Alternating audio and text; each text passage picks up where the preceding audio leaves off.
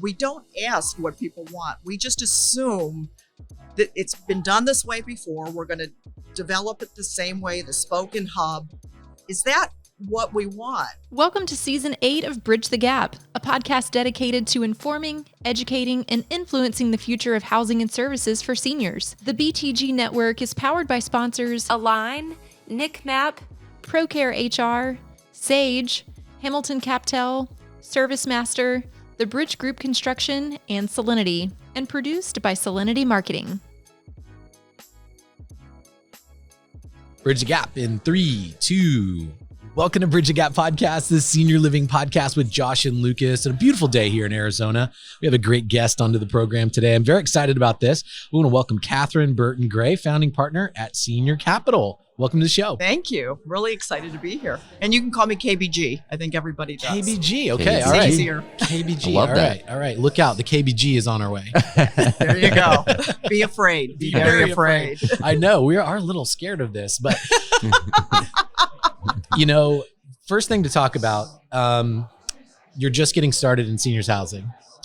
This is your first ASHA. Oh, You're looking forward to Nick. I hope they like me. Obviously, I'm kidding you. You got started at a very young age, and you've been at this a little while. 11 years old and about 38, 39, 40, something like that years You've ago. seen a thing or two. I have. I've seen a lot of strangeness in our industry, and candidly, when we first started out, if you remember, it was like it was mostly a hospitality model, and then it went to a healthcare model, and then now a combo model, and so yes, I've seen a lot of changes, and now we're having the next generation come in.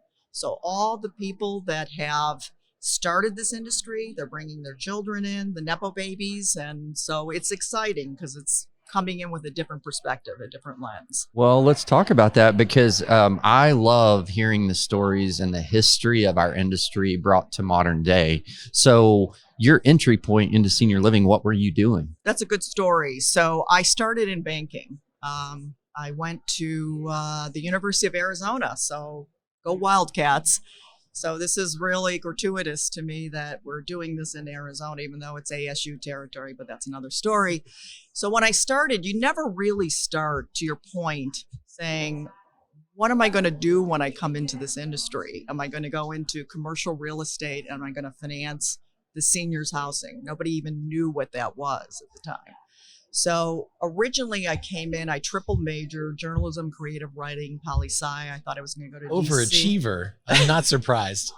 I also taught for the Princeton Review. I taught the MCAT, the LSAT, the GRE, the SAT. So I didn't know if I was going to be a teacher like most of my family.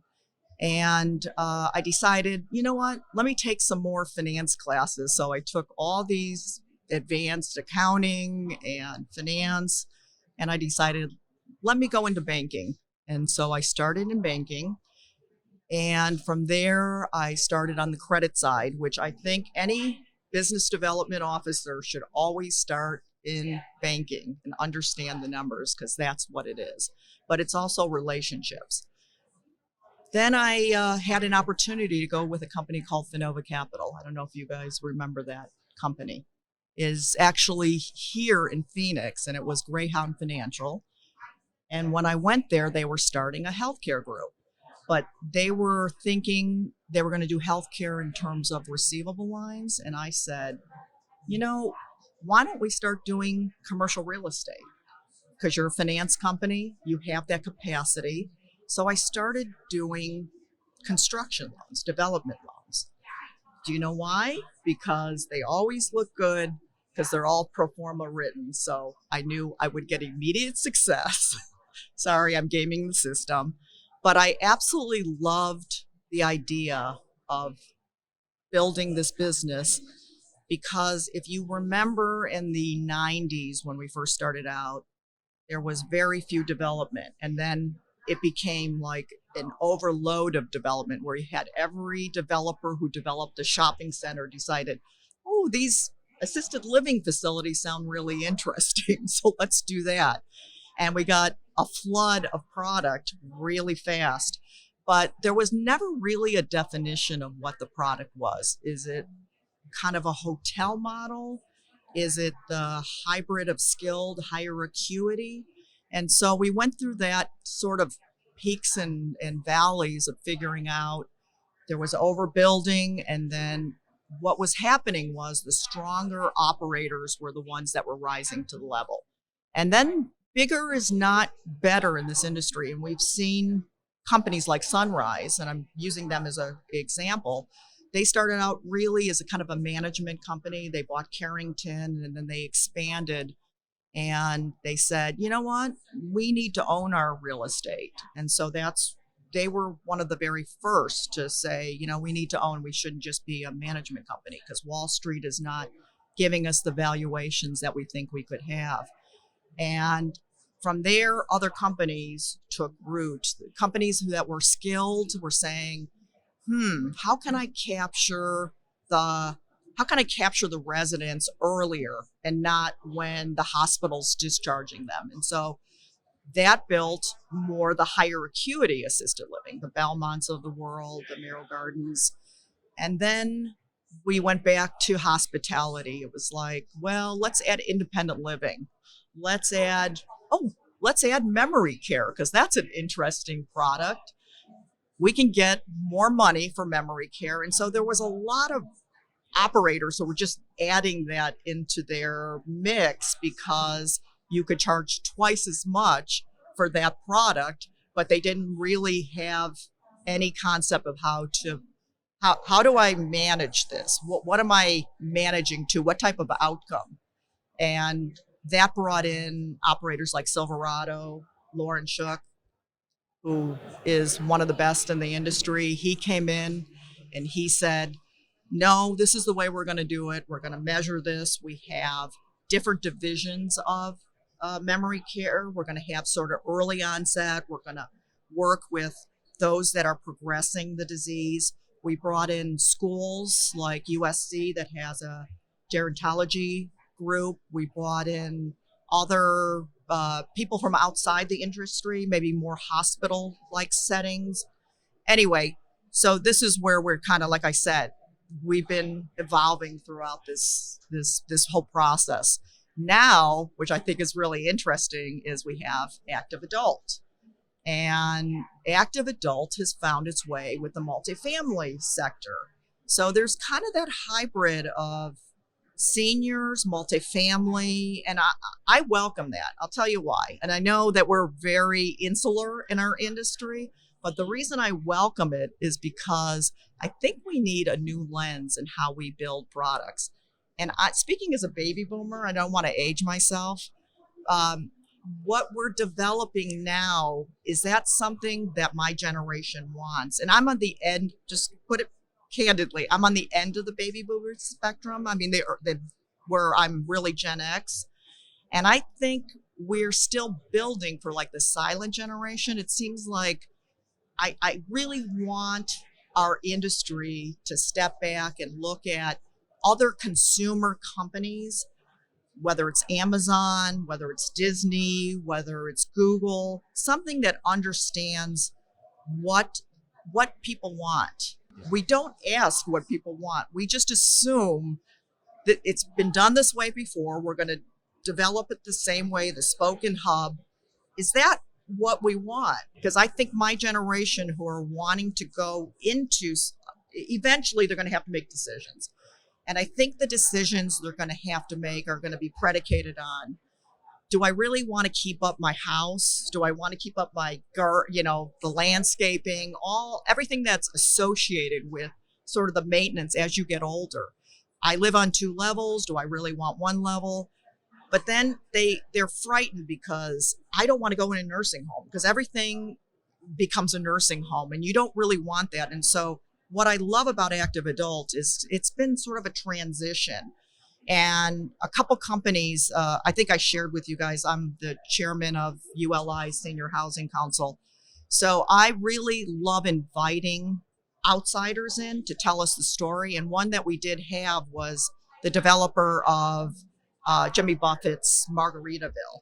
And I think that's a really good brand in terms of, I think that's where we're headed. Lifestyle branding, where you are with your same community, you're bringing them in. I'm not saying everybody wants to get drunk at 3:00 in the afternoon, but a lot of them may want to. So they have that option. But I think that's where my generation are going to look at experiences. I think we see that all over the country, right? You see that, I'm going to use like Van Gogh. You go to Las Vegas and you have the Van Gogh. I think that's what we're going to get to. It's going to be an experience. It's going to be a theme. Now, we also had a presentation by a operator that does sort of gay and lesbian type lifestyles. And I thought that was really interesting. I think it's a limited market. You have to be in certain states that would be acceptable. But I like the idea of serving a community. The other one is, I think there was one for sort of Asian communities, Indian.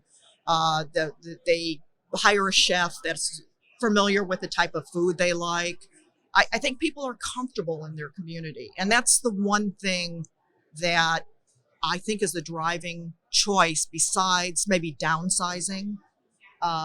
We want to stay involved. And I think retirement is really hard. And I think that's why I'm still in this industry, is because I don't want to retire. I enjoy this so much. I get to see the younger generations coming up, and I get to see, to your point, I was the third one probably at the first Nick. And there's a funny story about that, you know, being one of the two other women, one of three women. We've come a long way. So, you know, what can I say? Anyway, I've talked too much. Well, no, you haven't. So that's a lot to follow up on. Incredible history lesson there. It really is. And you know what's exciting to me about it is because you have had the experience and the success, and you've seen the evolution, the progression of our industry. You have such a unique perspective, and also representing your generation to speak directly to, hey, I am a voice of this generation that we're all trying to figure out what is the product, what is the service, how are we going to fund it, how are we going to develop it, how do we position it? So you're part of these initiatives, but I would like to hear, how has the industry changed when you look at your first Nick event to where we're on the heels of another event coming up, and where is our industry compared to where it used to be? And does that give you energy? Does it excite you about what you see happening? It does. I think we could learn a lot. Well, since we're really a real estate, it's a real estate operating business, right? Operating, far and foremost, it's an operating business. The operating business drives the real estate value, to your question. But what's going to pull the people, these are their homes. So what is it that we need to do that's going to attract? And so to your point, I'm interested in the developers also. I think they have something to say. And unfortunately, sometimes they get snubbed by bankers like, oh, you're a developer. We only do business with operators. I think there's been a lot more collaboration that I'm seeing, where there is building. It's slow because banks they have their hands full with a lot of asset management, but it's coming along where there's a collaboration, where there's an investment by the developer who doesn't just want to do one development. They want to progress the industry to say, how can we make this easier for the consumer? So as an example, some of the changes I have seen are, you have open architecture. So you come in, it's like a W hotel, right? You walk in and you're not walking into a lobby. You're walking into this community table where people can sit and work on their computers. They're not in wheelchairs. There's conversation. You have a breakfast bar where you can actually serve yourself, or sometimes there's a collaboration with a restaurant that will come in and actually operate it, which I'm a big fan of, by the way. Operators, you cannot do everything. Find experts in the industry, find people that are best in class, and bring them in and create that resonates with people. What do they want? And we don't ask our residents what they want. One of the things I did do, I think it was on a Nick panel a long time ago, is when we had the developer, we had the operator, we had the banker. And then we had about 4 or 5 residents, and we had the children of residents. So there was, say, 6 people as far as residents and children. And it's interesting, what the residents wanted were a little different than what their children thought they needed. And it really was eye-opening for the operator. It was eye-opening for the developer. So to your point, I think that conversation still has to happen. I think we need, those are the things that I'm seeing that are different. We're seeing operators who have been in here a long time. I want a new vision for our industry. You know, I want your generation to say, they have to start thinking about it now. That's the change I'm hoping will happen, because to your point, I don't want to walk through a brand new building and it looks like a building that I walked through in 1997, but it's newer. A lot of them look that way, and there's a major opportunity there. So I have a question Yes. about affordability. This is something that has been kicked around for Great a question. long time. And I'm not talking about, Section 8 housing. You know what I'm talking Yes, I about. do. We're talking about attainable, something that people can afford.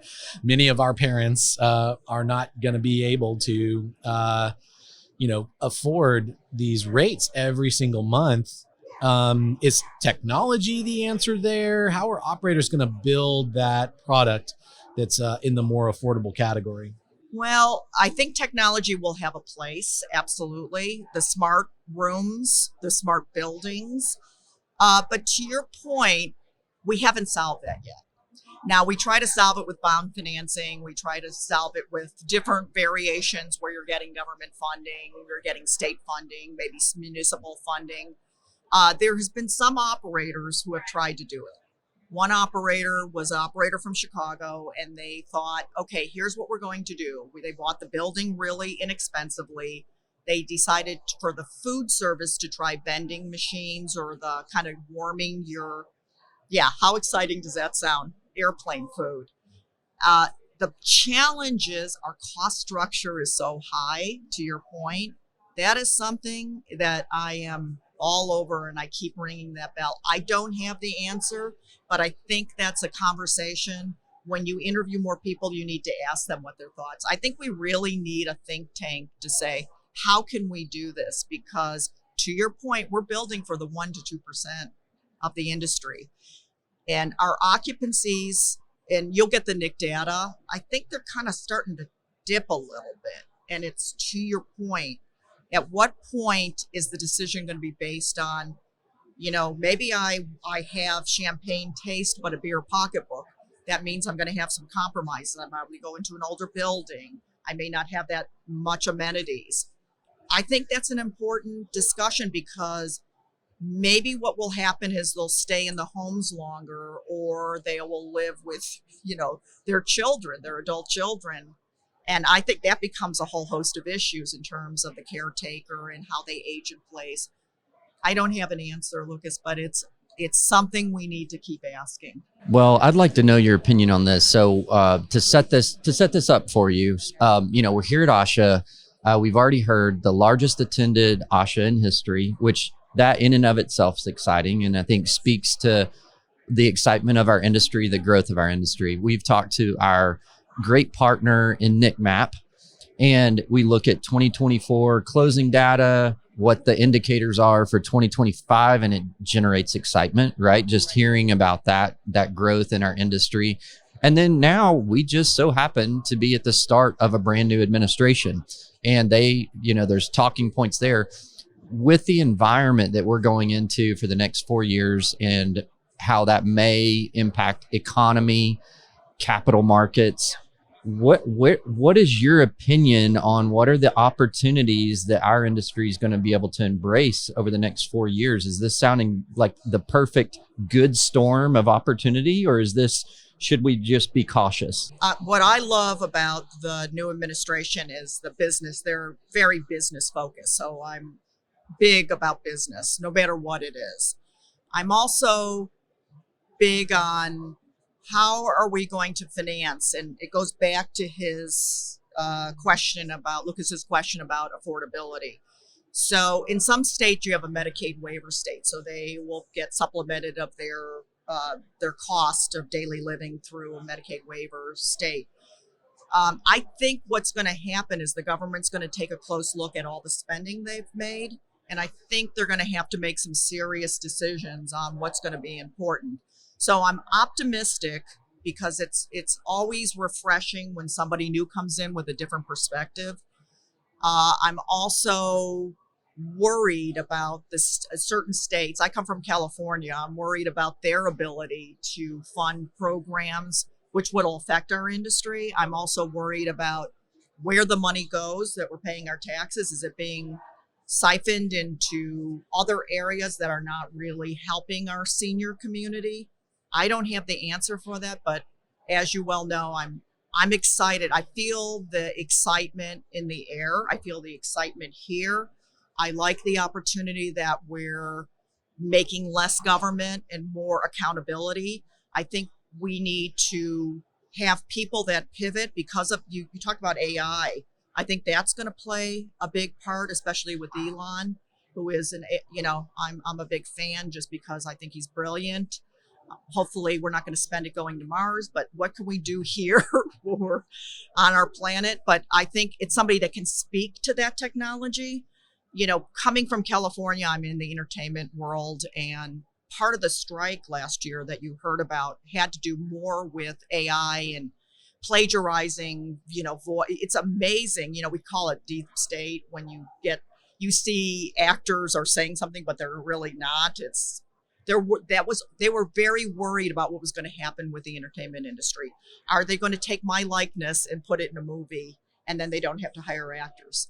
People can say what they want, but that's what the strike was about. So the question is, while I'm excited about AI and how that's going to change and having somebody within that administration that understands that sector and knows how to sort of harness it a little bit, I'm really excited about it. But even more so, we talked about this. I just heard this morning that there's a new app that's coming out from China that they were very worried about, that it's going to render ChatGPT. Basically, it's going to unfortunately overpass that, and that's an American-made company. I'm all about having 2 Green Beret sons that I shared with you. I want everything to stay in America. But I think if we don't make things less expensive, if we cut her over, we need to train people how their jobs are going to change. And let's talk about banking as an example. I think that eventually underwriters are going to be maybe a thing of the past. Maybe you bring me your transaction and I put it into an AI format and it spreads everything and tells me whether I should make the loan or not. I think those are the changes that are coming. So I think people need to be aware of what's the buggy whip in their current jobs and what they can do to adapt to it, because I think AI is going to be a big, big deal. And I look at our cell phones. We talked about this. This cell phone is more powerful than the first computer, triple the power of the first, you know what I'm going to say, right? The first computer that went to the moon. We have more capability in this. And I finally, you're going to laugh, but I finally got I think my iPhone was like 2019. And at some point it was so slow. I was like, I can't even play solitaire on it anymore. So I went in and bought a new one. I am amazed at the capability of what is available on this. And in fact, some of the facilities that people are going into, they give them iPads, they give them iPhones, and all of that is all hooked up. I think we're going to get to a point where we're going to be able to tell, like I wear the Oura Ring, so it tells me my sleep.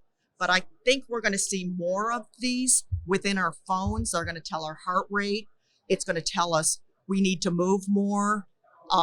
It's going to be, your blood sugar is high. So all of this, I'm really excited about. And I don't know how it's going to adapt to buildings, but all I can think of, it's going to get smarter.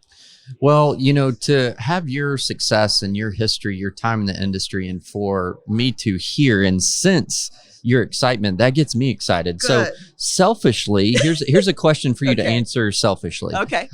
This point in your career and your life and the success, you've gained a lot of leverage to be able to pretty much choose what you want to do and spend your time, right? you're choosing to spend it in the industry still, and Thank you have a you. lot of opportunity. Thank you. So what is most exciting, and what are you planning to spend the majority of the balance of your career doing now with all of that opportunity that you have? Well, that's a really good question. Thank you for asking me that, Josh. I think what I want to do is I want to make people healthier and happier. And doing that that's my life mission, to be honest with you. And you say, well, what does it have to do with the seniors? I'm older, and when I look at my grandmother, what she looked like at my age, I'm looking pretty good without having a facelift. I have not had a facelift. So anyway, I live in Southern California. So that's a big, that's bonus deal. content right there. That's great. A big deal. Yeah. I think it's important that we don't all just look good. I want people to feel good. And one of the things that I want to happen and I want to be part of is helping operators achieve that through their programming, through longevity, through, I take a whole bunch of vitamins a day. I wear my Apple Watch so I can tell how many steps I've taken. That's what I really want to give back. All these ladies, not at our conference, but in Southern California, are all on Ozempic. They're all trying to lose a lot of weight to be really skinny. It's more important that you're healthy, not just skinny. I want people to be healthy. I want them to make healthier decisions, because if you look at where most of our healthcare is spent on, it's adverse selection. The reason why your health insurance is so expensive is because people smoke still. Yes, they still smoke. They are not exercising. They are under a tremendous amount of stress. I think that we all need to reflect that. I think in this industry, when you look at some of the caretakers, they're out of shape. They're in a high stress capacity.